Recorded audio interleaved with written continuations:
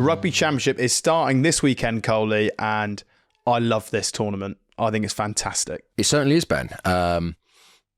Yeah, I'm looking forward to it immensely. Later in today's episode, we're going to bring you a chat with Argentina captain and our former Leicester Tigers teammate, Julián Montoya. But yes, before that, we're going to sort of have a little preview of the championship. Now, given the fact that we obviously get a lot of data, so we understand our audience is very much Northern Hemisphere heavy, they may not necessarily be too familiar with the Rugby Championship. So therefore, Coley, give them a little bit of an understanding of what the Rugby Championship actually is. Well, the Rugby Championship is basically the Southern Hemisphere version of the Six Nations. Originally, it started off as the Tri-Nations, but then in 2011, Argentina joined and it became the Rugby Championship.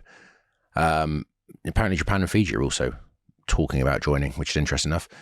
New Zealand have won it 20 times since 1996 when the tournament began, which is the most of any nation. South Africa dominated it last year, but then Argentina actually, for the first time, beat all the other teams in the competition. It's basically hosted over 8 weekends, 2 games. There's a bye week, 2 games, bye week, 2 games. And the final game, Argentina hosts Africa at Twickenham. And the first block of those fixtures, Coley, is of course South Africa versus Australia and Argentina versus New Zealand. Both of those games are on Saturday this weekend. Well, Ben, I think maybe we should give a little breakdown of all the teams, like where they are right now, but not where they are as in like in the world right now, but how the team is performing, what sort of plan they're on, and then we'll give a little prediction and how we think they're going to play and what to look out for in the tournament. So if you're happy doing that. Absolutely, mate. Should we start with South Africa? They're definitely going to be the favourites, aren't they? So yeah, let's start with them. For me, they are the favourites going into this tournament once again.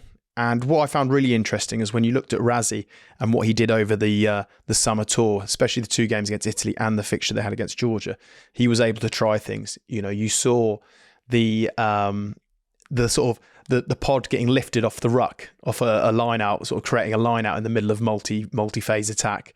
You know, you saw the short kick to go to the scrum.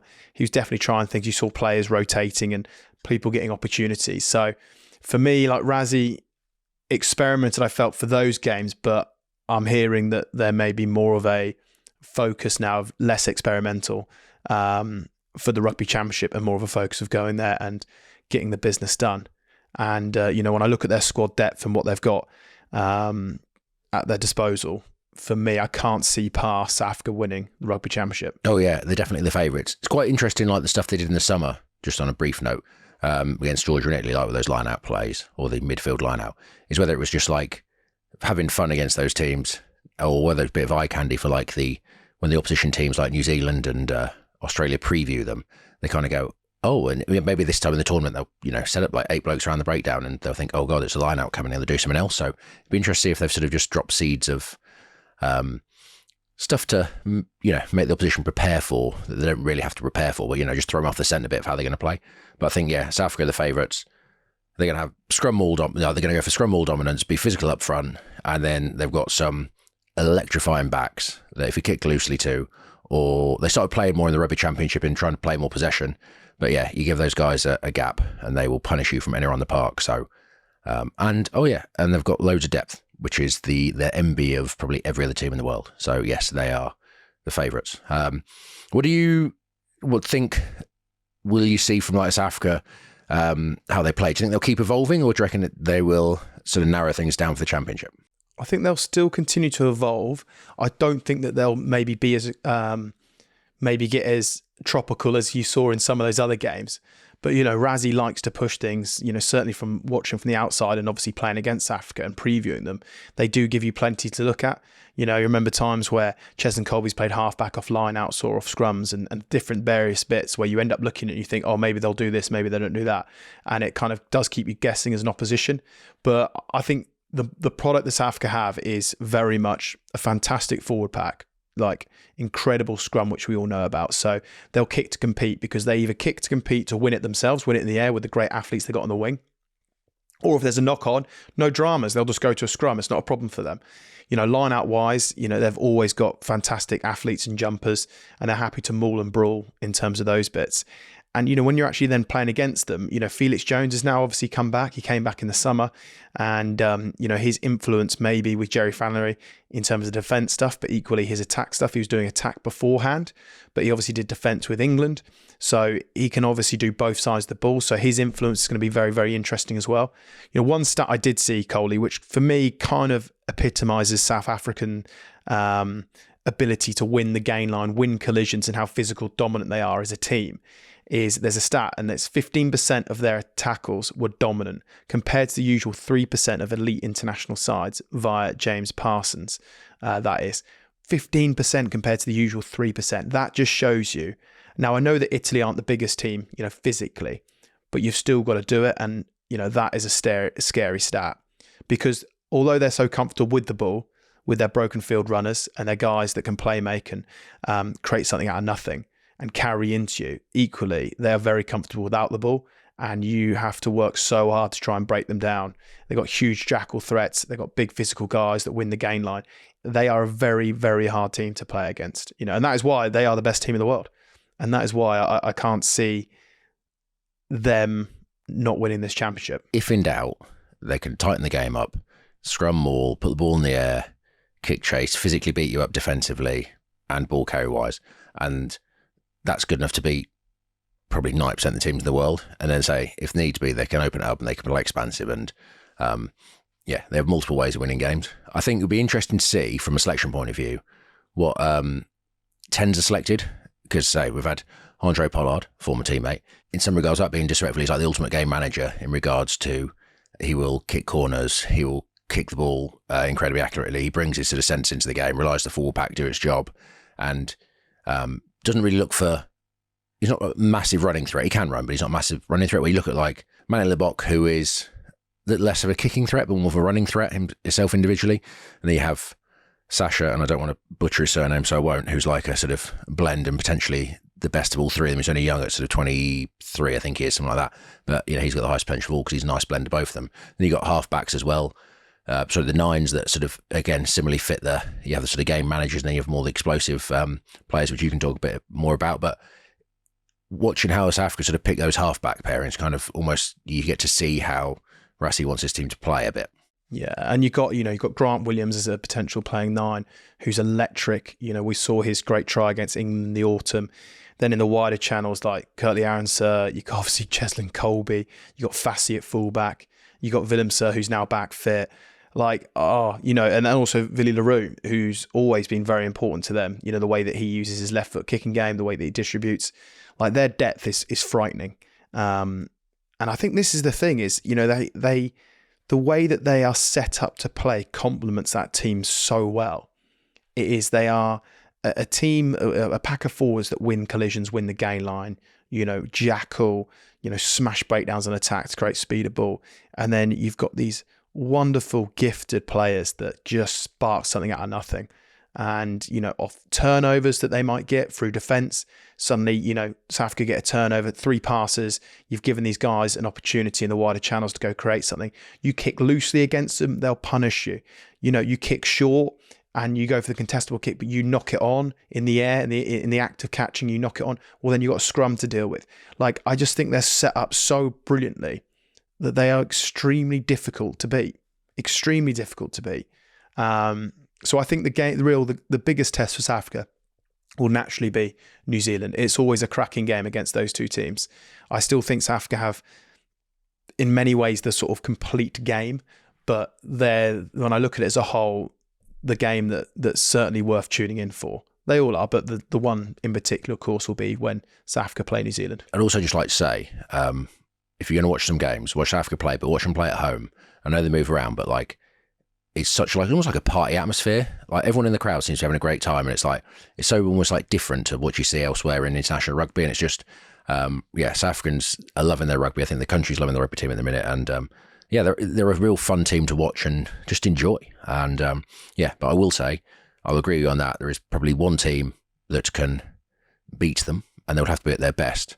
But it is New Zealand, who we should probably talk about now, Ben. So they didn't set the world on fire against France in the summer. So they come in maybe a little bit of the unknown. from our experience, and when you think of New Zealand, you still expect them to be very, very good. But they certainly had a bit of an underwhelming performances against France. Now, that some credit has to go to France in the way that they played. Like, they really stuck at it and made life difficult. However, this is the second year now for Scott Robinson, and he'll know more about Test rugby than previously, given the year. And I feel like they're a little bit of the unknown. I don't quite know what to expect from New Zealand. I expect them to be good, but I'm not quite sure how good. Like, where is their ceiling? And are they going to be like fly under the radar a little bit? Because South Africa seem to be so dominant and the clear favourites. And I think New Zealand can definitely give them a game, but I'm not quite sure where New Zealand's at. Oh yeah, one thing I will say about New Zealand is when they're at full strength, they can go toe to toe with South Africa, as we've seen in the previous tournament. The thing with and the World Cup final. The thing I'd say about New Zealand is they're kind of, which is very un-New Zealand-like, is they almost come into the tournament, start slow, and like they lost to Argentina, didn't they, last year, and then battered them the week after. And so they could be quite sort of 1 week not great, the next week great. Even like the French was that first test. Again, the French rotated, they scored the second game, but like the New Zealand almost not came underprepared, but was sort of, maybe I don't know whether they sort of believed that they were going to roll the French over, and then became a bit of a battle, and their quality came through. The second test they were off the park, and third test was a bit more edgy, but say they've got that ability. Their ceiling's really high. They just consistently have to get there. And I think like you look at the players they've got, you talk about South African scrum, like New Zealand scrum is on its day the best in the world now. Tyrell Lomax, who's I think probably top three, if not the best tight in the world, is carrying a bit of an injury, so I don't think he will play, which is a massive blow for him. But they've got Tamati Williams in the squad, who's on his day best loose in the world. He's ginormous. He's 6'5", 140 kilos, but he can go toe to toe with the South Africans. You look across their pack, they've got great players. Was Titi as a 6, is that rangy, ball carrying, like physical player. The backline, Geordie Barrett's been in Leinster. He sort of whether he starts, comes off the bench, he adds so much to them. They've got the fullback Will Jordan, who's got an international, like incredible try scoring record at international level. So you look at their players, they've got some of the best players in the world, and it's just that ability to constantly reach that ceiling. And sometimes I think they sort of, last year especially, they're a bit up and down, which is not really what you expect from a New Zealand team. But I think in terms of like a New Zealand side, their forward pack it can match up, the starting 8 when they're full strength can match up with the South Africans. So you watch those games, they are brutal, as in like physically, two teams going at each other, like forward carrying around the breakdown, smashing rucks. They are, in terms of like pure sort of physical test, New Zealand versus South Africa is one of the best ones you'll see in rugby. That's why I said earlier, that game is the one game, like that game is just, it has everything. And there's such fierce rivalries because they've been terrific teams for decades. And you even mentioned like Arnie Savir there, Cody Taylor, two of the best sort of players in their position in the world. So you're right, Cole. I think the big thing for them is they'll be after a bit of consistency, which they didn't have last year. They didn't have in the summer. And, even I'd say that in the autumn, they were a little bit sort of hit and miss, weren't they? They beat England. That game came down like sort of the last sort of final minutes. Then they went to Ireland and absolutely did a masterclass on them. And then they lost to the French. So again, I think for them, it's putting things together consistently. But when you start reading out those list of names, mate, like, by God, it is frightening, the talent that they possessed. So they have got a few injuries though. And Cam Roygaard, who I'm a big fan of him, he's out as a 9. So he's a lively, great 9, tall, athletic. He's very good. Unfortunately, he seems to be injured. So I'm not sure when he's back. Caleb Clark as well is missing out. Big physical winger. But look, I mean, wingers in New Zealand just seem to be on a treadmill, mate. The next one comes in. So when I look at it as a whole, I think, South Africa come in as favourites. I think New Zealand are the ones that can give them a really good game. And it's just for New Zealand, can they put it all together?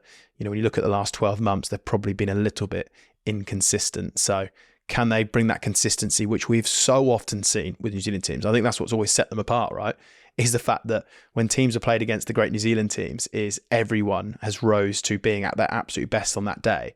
And then sometimes they don't have to be at their best and still win, but they're incredibly consistent, incredible at getting those results when, for everyone else, it's the biggest game of their lives. For them, it's just another game. So, it's just an interesting sort of take, but what a great competition to see how they go. And then, of course, that rolls nicely into the autumn. Oh, yeah. Well, so you watch New Zealand and they are just when you think of like natural rugby players, that's what their players are. You watch them clear breakdowns and stuff. They're technically spot on. They're not the biggest in the world, especially the full pack, but they play bigger than their size. They punch harder, and say that's, I think sometimes that can be, you can raise yourself up for your South Africans, but then obviously to be constantly there all the time is tough if you're not the biggest full pack in the world. It'll be interesting how New Zealand play. And I think, they've sort of not evolved, but they've always, I think, especially under Robertson, basically gone multi-phase and tried to break teams down. And there's lots of, playing to forward pods and that kind of stuff. And then it's how and then they bring the wingers into the game. But I say it's just, they've kicked quite a lot of ball from inside their own half. And it'll be interesting how they evolve and find that balance of the Kiwi way of playing loads. But then obviously if you're running into brick walls against Africa and stuff, then it's, you almost don't want the ball sometimes. So it'd be interesting to see what change-ups they bring. They might actually be more, out of all the teams, they might be the team, New Zealand, that experiment more than anyone else in terms of attacking shapes and what they do, like coming out of their half. So they might be the team to watch that actually kind of try and create a new trend in the game. So it'll be very, very interesting. Right, let's move on to Australia, Coley. So on the back of the Lions tour, they've played some high-pressure games, and you'd argue, with the other teams having the summer tours and then having a bit of a break until their next game, Australia should hit the ground running in theory when they go to South Africa for the first game, because they've been together for a long time. They've been playing high stakes rugby for the last test series against the Lions. So you'd actually say that they've got the most cohesion and, I suppose, game and minutes under their belts. Yeah, well, they will be battle hardened for South Africa, put it that way, after 3 tests against the Lions. It'll be interesting to see, on a side note, how good the Lions are in some regards, because if Australia go to South Africa and it's neck and neck, it shows you the Lions are a really good team. If Australia get blown out, maybe the Lions weren't great. You know what I mean? It'd be interesting to see that kind of dynamic and what Australia turn up. But yeah, in terms of like they're best prepared for this championship, Australia probably they have had the toughest run in, and we'll see how good they are going to be. It'll be interesting to see that evolution of how they play, because I think you played against the Lions, there was a lot of like one out forward carries, especially relying upon Valentini in the first half of the second test. Skelton was massive. Tupou the tired, or Alato when he was fit, those kind of guys were massively important for him.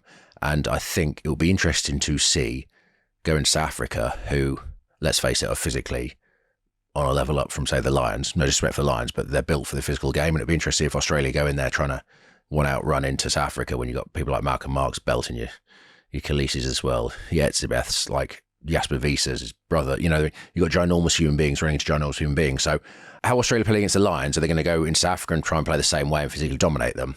But South Africa built differently to the Lions and will relish that physical challenge.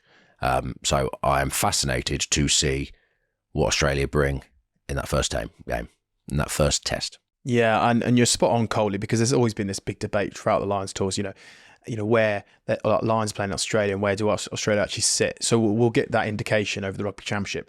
I think for Australia, they are on the upward curve. The Rugby Championship last year for them was a disaster. Like, it was a real tough watch for Aussie fans, for Aussie players, for people that love their rugby, to be honest with you. Like, it was tough watching them last year in the Rugby Championship and just how far off they were in certain games and certain matches. And for me, I do think they're on the upward curve. I think that they are heading in the right direction. I don't think they're by any way, shape or form there yet. But I think there has been lots of positives, certainly from the autumn to the summer tour, from the autumn to Lions series, like you have seen a different Australia team than what we saw 12 months ago. So yeah, do I expect Australia to win in South Africa? No, I don't. Do I expect Australia to be better than they were last year? Absolutely. I expect them to be more competitive than they were last year, because last year was a real tough sort of tournament for them. So yeah, let's hope so as well. We want Australia to be good for World Rugby. The World Cup's there in 2027. You want them building nicely.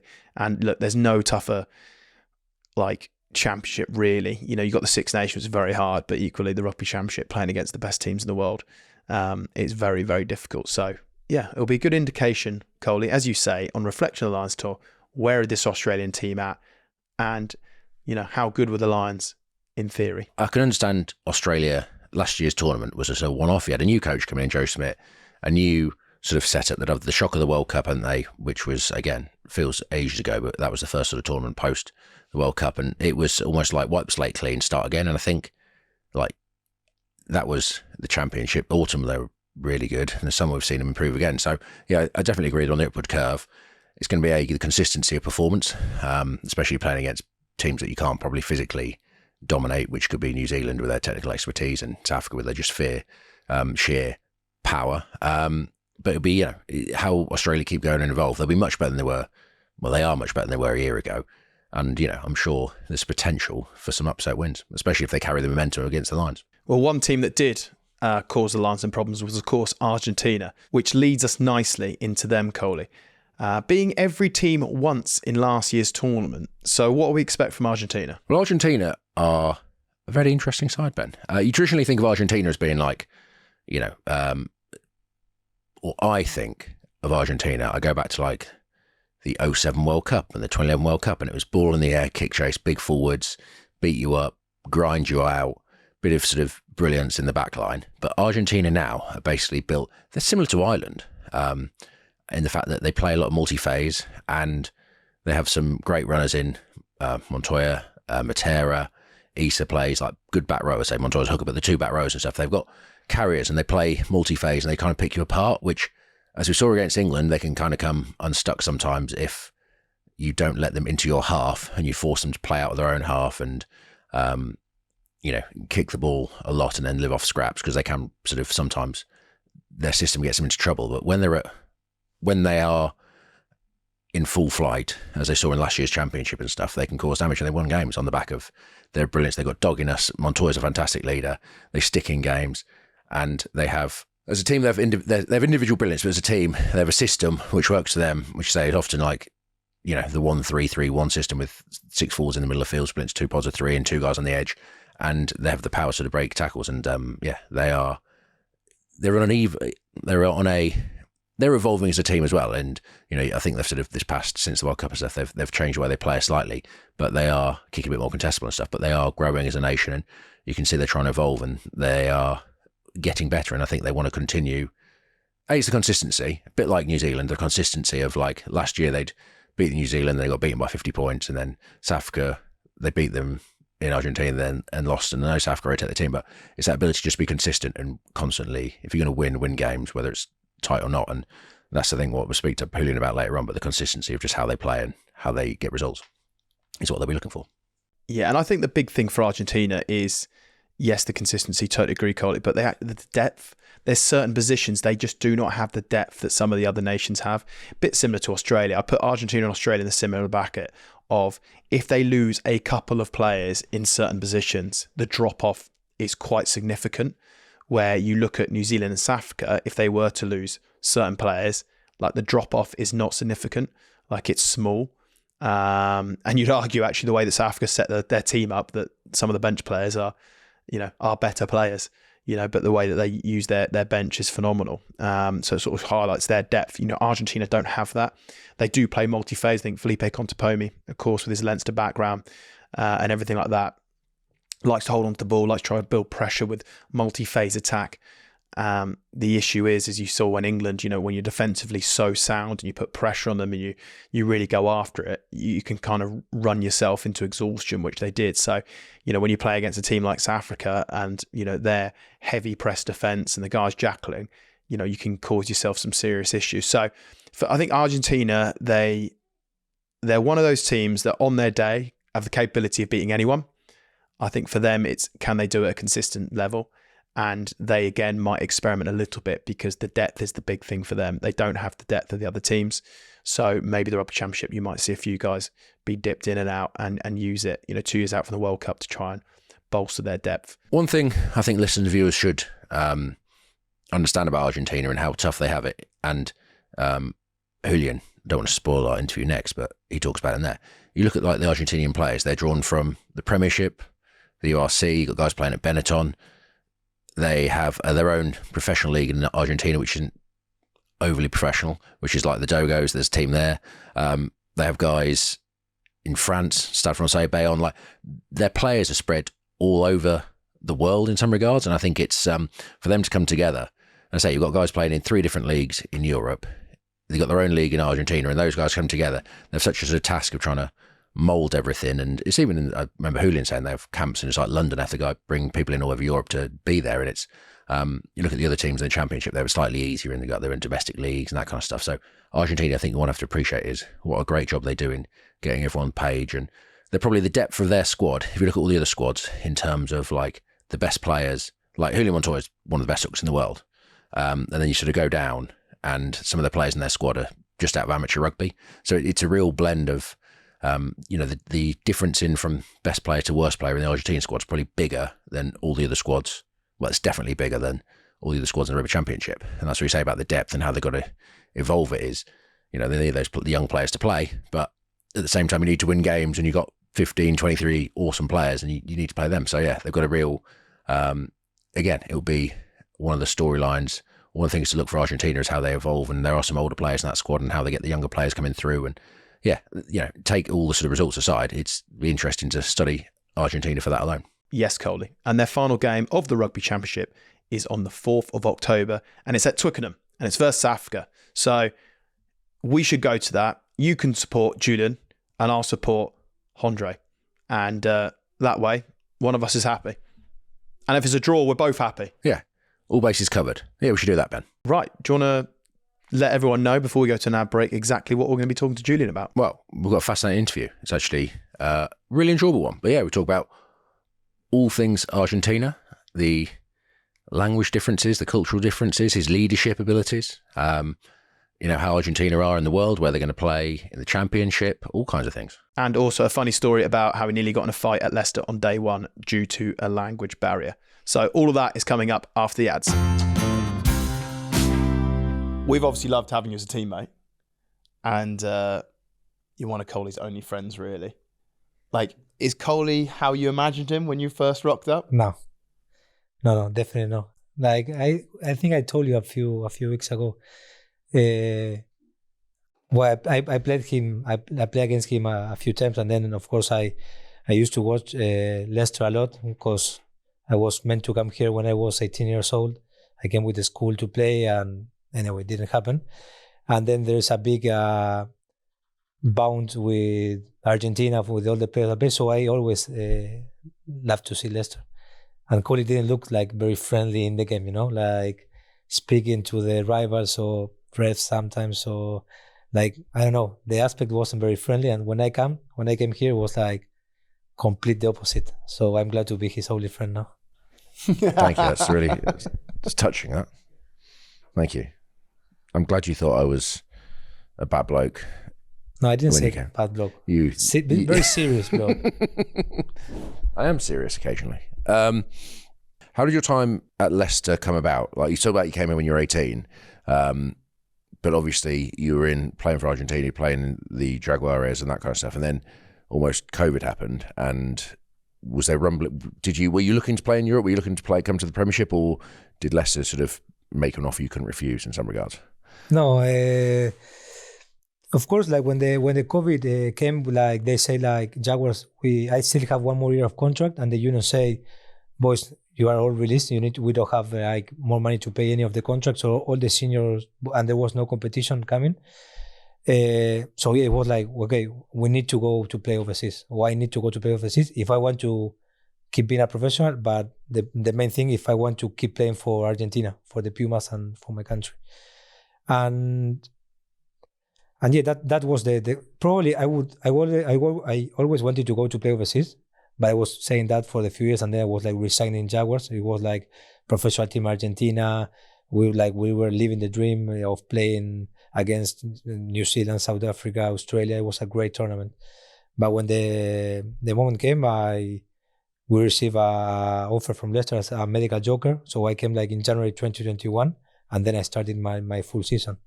So it was a mix of both. I wanted to play in Europe. Definitely Leicester was the first team I would love to come. Because all of what I said before, like the Argentinians that played here before. When I was in school, I came here and played against the academy, and then I was meant to come here. Then I get injured and I stay in Argentina. So it's always like there was always like a relationship there. So when the opportunity came, I didn't doubt it. So I came here with my wife. And then when you first turned up, Julián, just like to go to a totally different country and everything like that, and of course the language barrier. How do you find that? Because there was an incident on the first day of the club, right, Coley? Yeah, there was, Julian. Yeah. Yeah. Well, now he's going to say it, but there's still, I think there's still a language barrier. Sometimes I use it as an excuse for some things, meetings, or if I need to speak in public or something like that. But yeah, when I arrived, there was a lot of Argentinians here playing, so that made like a soft landing was a bit easier in that regards. But no, just I'm very grateful for the club and the players, as you make a big effort to understand me as well. So that make it easy. Like, I'm not a very good speaker. I don't have like being speaking around, especially the first year when I arrived. But it was very easy going, like with how good like you treat me and the rest of the team treat me. So yeah, the language barrier is there. But when I hear you speak in Spanish, I'm proud of my English. Definitely. Yeah, you should be very proud of your English. Although Ches and Freddie give it a go, don't they? They try and speak a bit of Spanish to you. Ches a bit. When I arrived, I injured myself after a few games, and Ches was injured. So we bond really quick. So he started to speak. I tried to give him some Spanish lessons, but that lasted a few months. And Freddie speaks actually, but I don't speak a lot with Freddie. He's in another part of the changing room. He's a back as well. So yeah, I speak more often, but just 3-4 words. Then that's it. Have you offered him out? Like, what? What is that? Well, just saying about your first day at Leicester when we were on the watt bikes. Do you remember? Who was on the watt bike? It was like you, Tom Youngs. No, in the bench press. Oh. Yeah.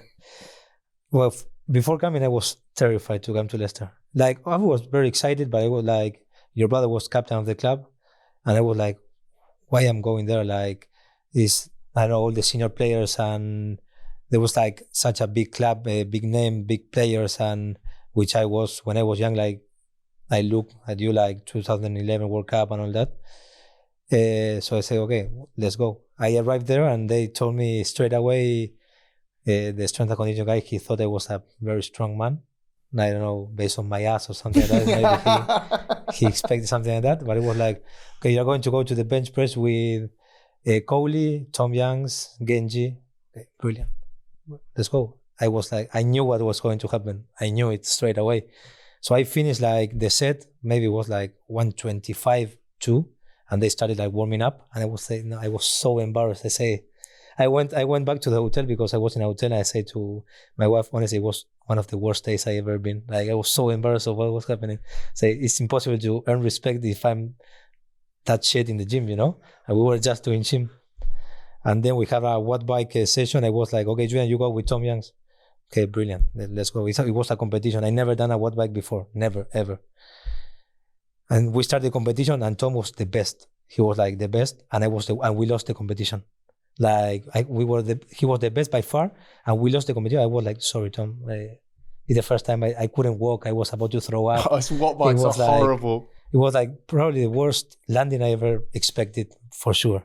But then, I don't know, then everything put in place. When was it you said, you want some? We were going to go to do some lineouts in the dome, and I was drinking water and asked Tom, like, Tom, do you want some? Do you want some? If I want some. And I didn't understand the joke. Like, what's going on? Like, and then they started saying to me, do you want some? Do you want some? And I think that I figured out like 2 months ago that there was a video of a guy that was drinking, do you want some? Like, wanted to fight. And they've been saying that. I'll give it you. Yeah, exactly. He was saying that. I'll give it to you. Like, well, I'm offering you water. What's going on here? Yeah, but no one told me anything. I love it. But that's where the language barrier is so good. But mate, you settled in so quickly, and you're an absolute champion, mate. The way you threw it into it, the boys absolutely love you for it, mate. So yeah, it's been a hell of a to think how you first started to where you are now, mate. Like, literally, captain the club, leaving as an absolute, winning the title and everything like that, mate. You've been absolutely amazing. We should probably talk about the journey of being a captain, like more so, obviously captain Leicester, but more so were you always a leader, you know, at a young age group and everything like that? Like how did it come about captaining Argentina and everything like that? Was it just something that you got better at, learned at, or always wanted to do it? No, I definitely not something that I was looking forward to do. Like, oh, I want to be that. I just want to be. I love being part of a team and being part of every team. Just you know that you are part from something bigger than yourself. For me, it's one of the best feelings you can have. So when I came here and I finished being captain the last few seasons, I speak it a lot. Like, of course, with my family, and then even with my psychology, I was like, what I'm going to say to people like you, Coley, I know Paulie, like they are superstars of the game, and I have nothing to teach them or nothing to say, or why are they going to follow whatever I say? And then it's like I just try to be myself, be authentic, and for me the key thing is be surrounded by people that are better at me in a lot of things, so you can trust them to do other jobs as well. And they're like, we all want the same for the team. We want to win, we want to be successful, we want to have a great time as well, and we want to be the best we can be with the things, with the resources we have. So if there's people that do better things than me, I ask Coley a lot of time to speak, or you to speak, or I know there's people that are better at things that I'm weak at. So I think that I don't believe in that leadership or that captaincy of you are the man and you say everything and you do everything. And for me, just you are, of course, it's one of the biggest honor of my career is being captain of Leicester, with such an historic club. But it's like, then it's, okay, we want all the same, so let's be, use others to deliver the message you want to deliver, and just be in sync with the club and with the team, and let's go all together as a team. The psychological part of it, Julian, you mentioned there about obviously like dealing with guys that maybe have been at a club for a long time or experienced and all that. Was it just the fact the more you got to know us, the more you realised, oh no, it's okay, I don't need to overthink it? Yeah. Well, I'm a big overthinker. Like, you get nervous. You know as well. We have very good chats about that. You help me a lot as well. But yeah, like, when you feel sometimes a bit of an imposter, like you are in a club, like you've been here for 10 years or even more, you play for England, like lots of time, lots of games, and you won, titles before, and everything is like, I know I wasn't expecting to be captain of the club. So yeah, then it was like overthinking a lot about things, and then it was, now we all want the same, and you make it not easy, but easy in terms of we all want the same. Let's go. We support you. We are all on the same page, and that's the key thing for me. As I say before, I don't believe in that leadership of you are the captain, you do whatever you say. I don't know if that's old school or no. I believe of a group of leaders that then we have a message, and then we need to bring the young guys coming through. And sometimes you have people that they don't play a game, and they're at the end of the season, or with Argentina as well, they're the most important players, because they are the players that set the standards in training, make the starting 15 or 23 that play. And I always say, like, after almost every session, we're as good as the squad is. So those people are the one that put the standards high and everything. So yeah, going back to your question, the more I knew you, the more comfortable I felt more of the time. How is captaining Leicester different to captaining Argentina? Yeah, well, first of all, like the language is the main thing, and then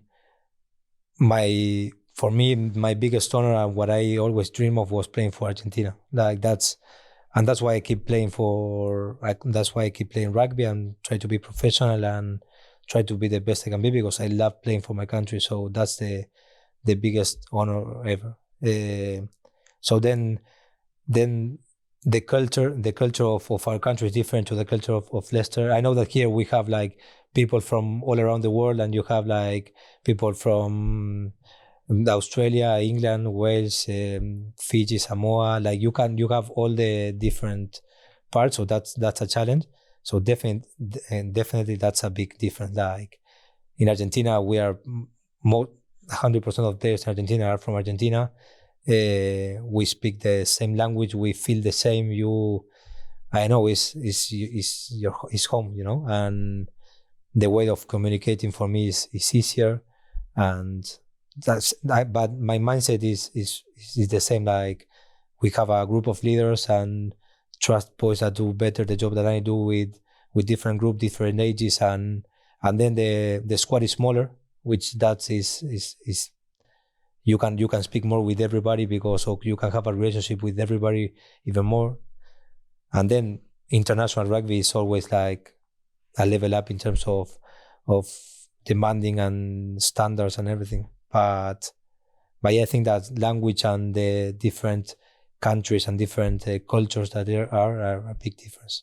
It comes across that Argentinians in general are incredibly passionate. Like, we've played Argentina, and you come out of the changing room, like the guys at the bench are singing a song, getting you cheered up, and is that part of the sort of the culture of the people, the rugby? And are you, as a captain, how would you sort of manage that in regards to getting people sort of riled up, but at the same time not crossing the line and staying technical? And you know what I mean? Is that a different role you play with Argentina than, say, Leicester, where you got other guys to motivate the team? We're not, we have a different style to Argentina, say. Yeah, well, that's something that is very different between here and there. Like, that's part of our culture, and we are very proud of that passion that we have, and how much I know that everything you see, you can see it in rugby, you can see it in football, you can see it in the country, and it's something that we are very proud of. But then that's the limit between, like, okay, you are not excited, I don't know how to say it, but you are over like the emotion is too high that you can be reckless. And sometimes, well, that's why Felipe is very good, and Michael, when he was with us as well. Like, okay, we need that emotion, yes or yes. But with emotion, you're not going to win. You're not going to win games against the top 5, top 6, or even nowadays the top 10 of the tier is everyone can beat anyone. With emotion, you're not going to win. That's something that can be a point of difference of us, but we need to bring like the excellence that is more like Saxon in terms of England and all that you have here. But yeah, sometimes when I was in the changing room before a game and I was nervous, and suddenly they put the speaker music up, and I was like, the first time I was here, what's going on here, man? They are not even focused about what they are going to do. And no, this is your culture. And for me, the big thing was, okay, I need to be part of your culture. I'm not going to try to change anything. And yeah, that's a big difference in regards of both. But here, like, people is like very responsible, and standards are super high as well, and you have lots of experience in the room. So I don't think anything is better. That is just different. This is with like your training week in Argentina. Like, do you play on the passion during the week, or do you think that because it's going to come at the weekend, you don't need to touch on it? Because sometimes we talk about building into games, don't we? And like sometimes big games, you obviously have to touch on the sort of emotional side of things. But with Argentina, it seems every week you're ready to roll. But is that, for me, I think it's almost draining. You know, if you draw it every day, yeah, you'd be like, you get to the weekends and you're like, but then in some regards, if you notice that they're at the weekend, you don't need to draw on it during the week. So how do you go about that in, say, a test week, drawing on that sort of emotion? And yeah, we don't speak about, we know that's going to be there. Of course, you can't give it for granted, because in the moment you give something for granted, you lose it straight away. Yeah. So we build that emotion, but we don't need to as you said, like here, maybe you need to speak about building. Okay, now we are going to start building and try to bring that up. We need to be better details, standards, excellence, and all that I think that we are improving a lot in that aspect. But the emotion is going to be there. But as well, you need to build it up.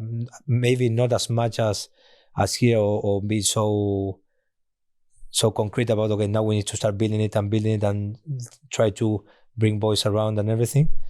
But yes, we know it's going to be there. But as I told you before, if you give for granted, then, and especially in a test match or in a test match, when a calendar of international rugby is too short, so you need to be up there 100% every time. How is rugby thought of in Argentina? Because it's a football mad nation. Obviously won the last Football World Cup as well, but it's always been football crazy. Like, how popular is rugby? Is it growing? Yeah, I think rugby is growing. Definitely when Jaguares was there, was a boom for the country. Like having like you could see like Super Rugby was growing and growing. We played in a football stadium where it was packed. It was a really big stadium as well. And the first 2 years of the tournament, we weren't very good. The third year we played quarterfinals in South Africa, and then the next year we played semifinals, and then we played the finals against the Crusaders. So and you could see like people buying in, and then it's big across the whole country. Like every province of Argentina, there is rugby. They're very passionate about rugby. Of course, it's not football. Football is the main sport, and the way that the Argentinian football team is performing at the moment is unbelievable. And I think that they are the best example of what we want to be as well. Like they won the World Cup, they won Copa America, they won a lot of things, and the way that they speak into the media is always the same. The way that they prepare is always the same. The way they speak about effort and merit, is going to say, like doing things right is going to pay at the end of the day. And so I think that we try to align to that. But I think that rugby is getting popular and is growing. And now we are playing against the Rugby Championship in different provinces. So you can see people go into rugby. But yeah, I think it's growing. I hope it keeps growing. Is there crossover between the football team and the rugby team, as in the unions and players? And have you got Lionel Messi on speed dial? No, I don't. I wish. No, there's not much. There is during the World Cup, a few of the players came to watch some games, and they've been in contact with us when we started the World Cup, and we lose the first games against you boys. They show us support as well. So yeah, but there's not a massive relationship. I hope it keeps building more and more, and the more we can learn from them would be amazing. You mentioned there, Julian, about the first game, the pool game, of course, against England in 2023 World Cup pool stages. What was it like being on the receiving end of sort of a George Ford masterclass, given you know him so well, having played with him here? Yeah, I wasn't surprised at all about what he did. The way that I want to speak about 40, but the way that the team managed to be with one less player, like for most of the game. The way that he managed with the kicking game, put the ball in the air, everything was a contest. Everyone very stop-start, and then 3 drop goals. No, he did. It was a very frustrating game to play. I think that you played it really well, like to the strength of your team, and we couldn't play our game at all. So it was a big frustration. And at the beginning of the year or before the World Cup, people were speaking about England, that they're not in a good place and everything. And for me, England is the only team that from the Northern Hemisphere that won a World Cup. You know how to play those games. You know how to play World Cups, and you're a brilliant team in the moment than you are now. So we knew it was going to be a proper test match. And yeah, you play better, and it's one of the games that hurt the most, because you have the expectation of going there. Big game, the crowd is full, start the World Cup with the right foot, and then we have that game that we didn't perform well. You performed really well, so it was it wasn't the best start, but the good thing what I see very good about us is how we regroup and we go again, and we finished playing the 7 games. So yeah, we learned a lot from that game for sure. So obviously rebounding from that game, Argentina was still able to reach the semi-finals. So you obviously did a great job in regathering, regrouping, going ahead. As a captain in that group, was that an easy thing to do? Does the group naturally respond to, say, setback, you know what I mean? And then it just focuses the mind, or did you have a bit of sort of work to do? No, I think that after that game, after the first game, we had in the World Cup, there was a part that you have more than a week. Yes. Remember? So we have Samoa was the next game, and we had that kind of 2 weeks. So after the England game, I did decisions, or I took some decisions in the game that I review, and maybe I should do this. You know, when you see the game after, and you everyone had a solution for everything, but in the moment, we did a tap penalty, and instead of going for the 3 points, but then we see it, and if we did it the right way, it was meant to score. That the way the hole was there, we didn't. So I was like for a few days like not in a really in a good spot. I didn't want to show that as well to the team because you don't want to see like the captain or one of the senior players like with a long face for too long. But it was tough few days. Then we had a really good meeting, just players, without coaches, without anything, because everyone was a bit like, so now what? If we lose against Samoa, like which you see Samoa team, and it was full of boys that play in the Premiership, France, like a good team. It's like, okay, now you start having like that fear of losing, and it's like, if we have fear of losing, like it's the worst feeling you can have. Like we have everything to win. We need to, like lots of players spoke there. When we regrouped, we had a really good week. It was a bit tense because we had that game, and we played against someone. We won. Then we won against Chile, and when Japan was like the game that Japan has like a good team, and they in World Cups they beat South Africa before, Ireland as well. So that was like again like an intense week. But every week in the World Cup is intense. You have like the stress is high, but it's the pinnacle of rugby, no? But maybe the Lions is for you boys, but it's the pinnacle of rugby, and it's like the best feeling of like as a rugby player you want to be in those situations. We won. Then we played quarterfinals against Wales. It was a really really good game, the way that we won it, and then we played like the semi-final against the All Blacks. That they smashed us in that game. I think like ball in play was like 40 plus in terms of what we wanted to deliver. It was one of our best games. But if you want to play those games against New Zealand there in a good day, the result was too big for being a semi-final. Yeah, well, we then obviously met in the third and fourth playoff. Coley, yeah, you played in that one, come off the bench, but a big shift the week before. And myself and you had And with Coley again. And with Coley in the game.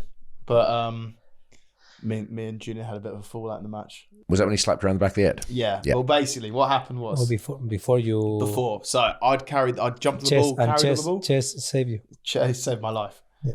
I carried the ball on the floor. Yeah. And I was trying to push the ball back. The ball was out, and I went to tackle Lenny.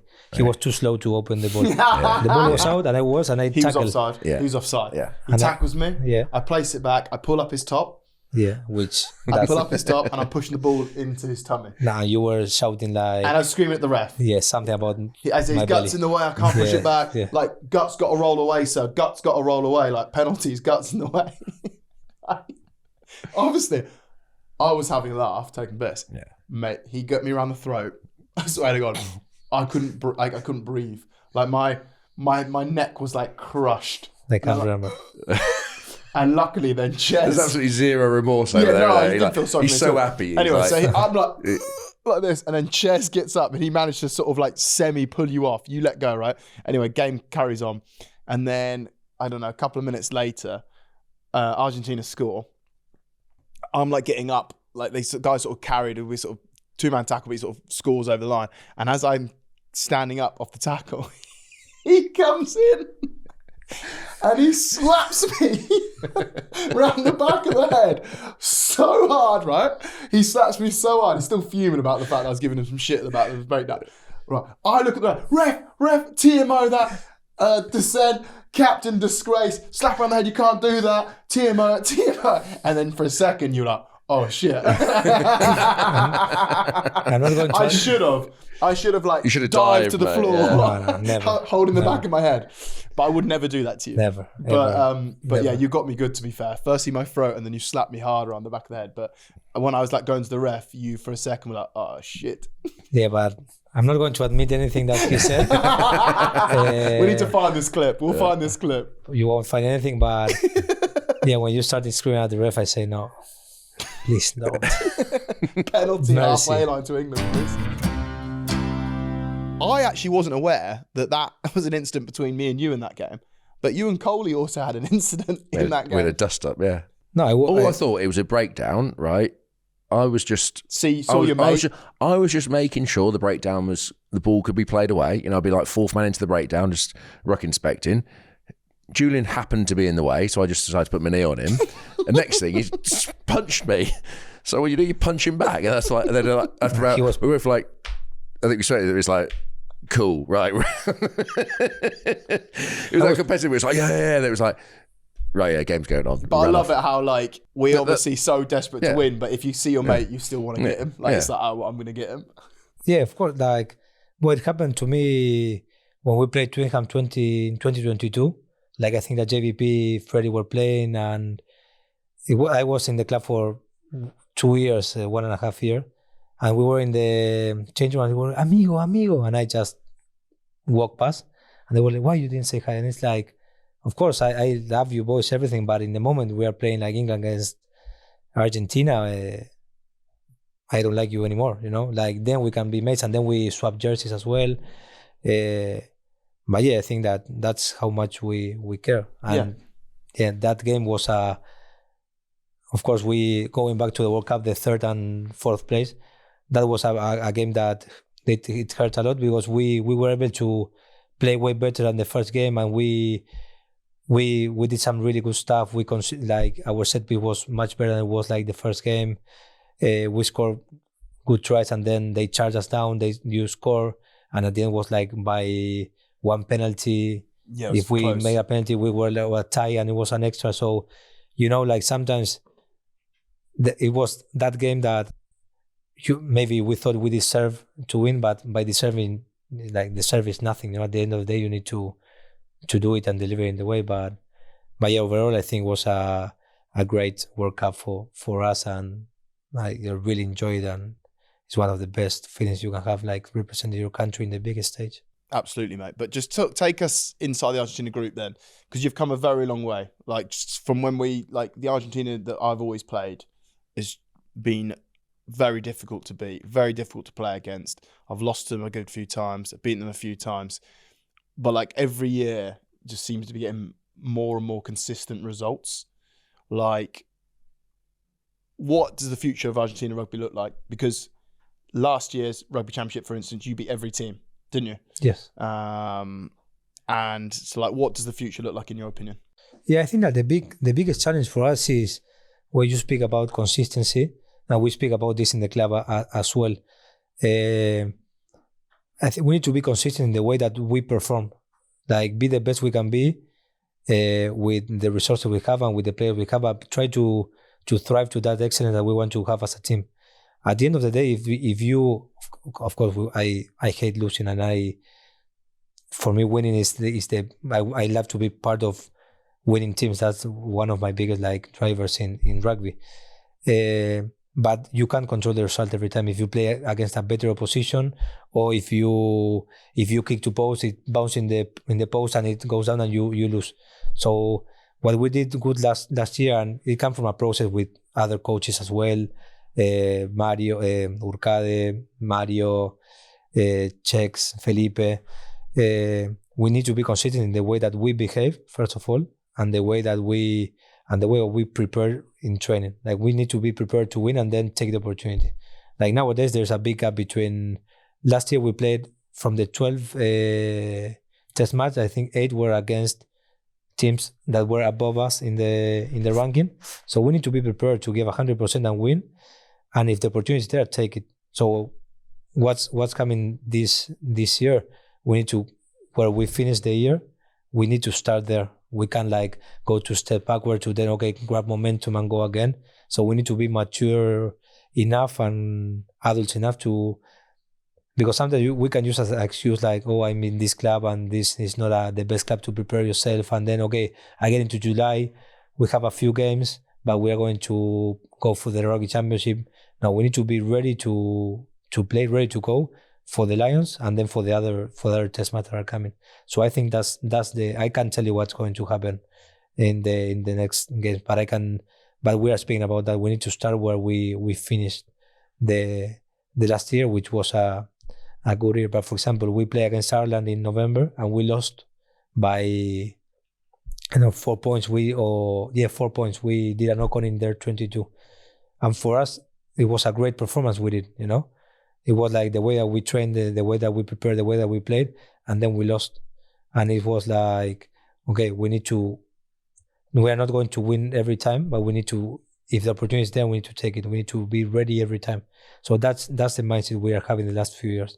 You talk about the consistency there, and say previously talk about the passion and stuff like that. Can they be married up? Well, they obviously can be married up, but how would you go about marrying that? Because sometimes, like Argentina in that championship, you have a great result, like you beat the All Blacks, and then next week it's almost, is that, you know, the All Blacks beat you, and it's that consistency of point. Is that big sort of like, you so much energy into winning that one game. Once you've won it, it's kind of not a relief, but you know what I mean? It's you have that emotional come down. Like we had it first game of the World Cup, we played Argentina, beat you, and then literally the dump of like the next week's actually hard. And is it sort of that? Is it the opposition again? They improve, or you know, what are your thoughts on that kind of like just the smoothing of results? I think that's definitely a mix of both, and it's something that we speak about, like, and that's why I speak about like not just about the result itself. I speak about like the performance the way that we perform, because I know if I go like 2022, we beat the All Blacks for the first time in Christchurch, and that was an emotional peak. And then the next game, they like batter us. They were like, and it's like we need to be consistent in the way that we train, in the way that even the way that we celebrate after winning a game and everything. Like now we know that we are capable of winning against anybody. So the last Rugby Championship, we started beating the All Blacks. Then we lost. We spoke about that consistency. Then we lost by 1 point against Australia, and then we beat Australia by I think was the biggest result we have. And then we beat South Africa. So there you can see a more consistency in the way that we were performing. And then we lost against South Africa. We beat Italy. We lost against Ireland, but being better, and we lost against France. But definitely that's the bigger thing of the emotional like part. Like now we know that we can beat them, and when we beat like New Zealand or we beat South Africa, we are not the best ever. But when we lose, we are not the worst ever. We need to be like consistent in the way that we behave every week in, week out, and then that's what I mean when we need to judge our performance on the game. Because then, well, it happened to England like last year. You play against South Africa, New Zealand, and the ball bounces and goes out, and you lost. But it was a performance that you depend on this margin. Well, this is international rugby. You say the ball goes in, and the performance is exactly the same. Up to that point, exactly the same. So, but you win the game, and the emotion is you're brilliant. Whereas like, it goes the wrong side of the post. Yeah, performance hasn't changed one bit apart from the flight of the ball, and then you're rubbish. And it's that balance of the emotion of, as you say, it's you're not as bad as the performance is the same. Whether you win or lose, that performance is the same. It's the ability of that's the challenge of how you need to judge yourself based on the performance, and that's why you always have something to do better. Something even when you lose, you have things to do even better or things to improve. And that's something that we say in Argentina. Like, you know, there's a phrase that says like, if you when you lose or you win or you learn. Like when you lose, I think that when you win, you need to learn even more, because if you lose and you don't learn, you're going to keep losing. Like, so it's like, see your performance and what you need to do better. And you can't control the result. You can't control all the weather, what is going to be a decision, what the other team is going to do as a performance, the kicker. Like, try to control the controllables and be the best you can be, and then you can judge yourself. If we do 100% and the All Blacks do 100% and they are better, okay, we need to push our 100% every time, and that's the way that you can be better and judge yourself. You're actually the only Argentinian captain to have beaten New Zealand, South Africa, and Australia. Do you know that? But I want to just touch on Jaguars. And they obviously joined Super Rugby. They unfortunately then folded. Like, can you see another professional team starting up? Obviously, semi-professional at the moment. Can you see another professional team starting up in Argentina in the future? I wish, I hope so. To be honest, I don't know that's part of the union that I assume they are looking for opportunities and everything. But that would be great for Argentina, for our country, for sure. Like, being able to play in a professional league and play elite rugby every weekend, it's going to make us better. The depth of players is going to be even bigger, and that's going to make better the national team. Something we haven't touched on is yourself, and like we say the rugby calendar is relentless, but for a man like yourself with Argentina, you literally I don't know when the last time we had a break, but say you play the Rugby Championship over the summer when we're in the off-season, pre-season. That finishes, you come back, play a couple of Premiership games, then the Autumn Internationals happens, and a lot of the England players and stuff then get a week off after the Autumn Internationals. Argentina don't have that agreement with the clubs. Then you play Europe, you play basically the entire club season all the way through to, again, the summer with no rest at all. And then you start up again, you know, when we're resting, you're playing again. How much of a challenge is that as a player? And also, was that different when there was the Jaguares?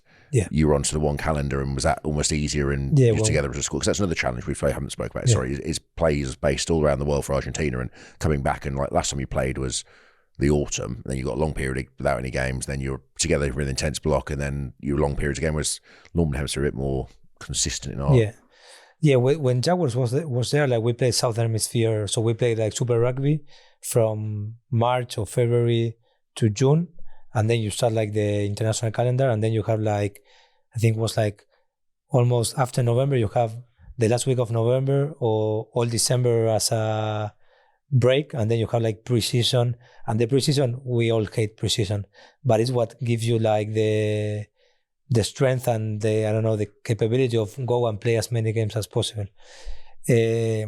But yeah, going back to now that it's like a non-stop calendar now with the Prem, there is a big break during the Six Nations. I think is better for us, for the body. And this year we had a few weeks off, which I was looking forward to that. But yeah, it is what it is. Like at the end of the day, like for us, Argentina, it is what it is, and we need to play the rules of the game that way. Of course, then there's like play welfare and all that. That there's people that is in charge of that, and they're going to see how they can do things better.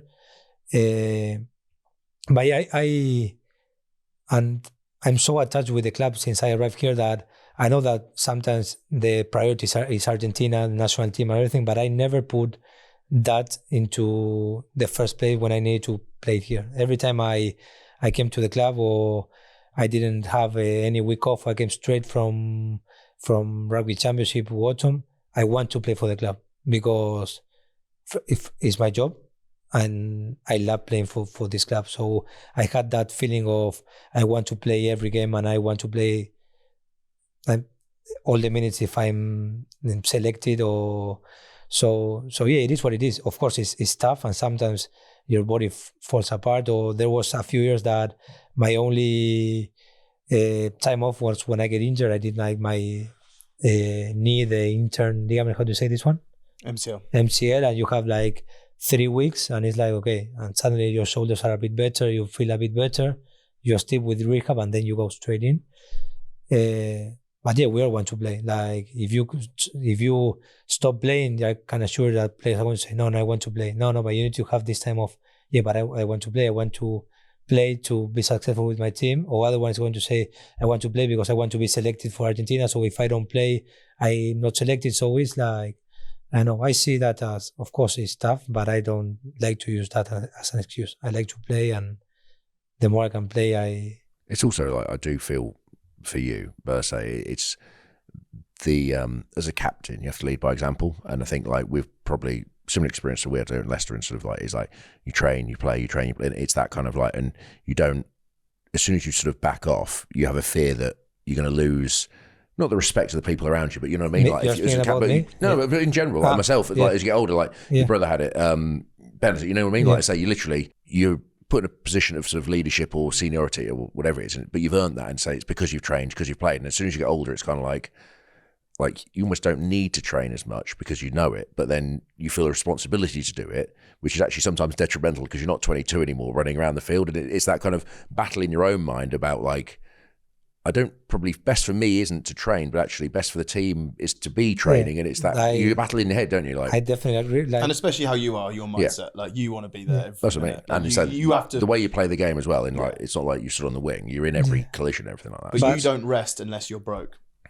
You know, and that's the thing with the calendar, isn't it? At the moment, it's like, you know, you say about your knee. Well, Cole is the last couple of years he's helping me to be. He doesn't let me tackle in training anymore, and now I'm off mats because Cole is telling me to be off mats.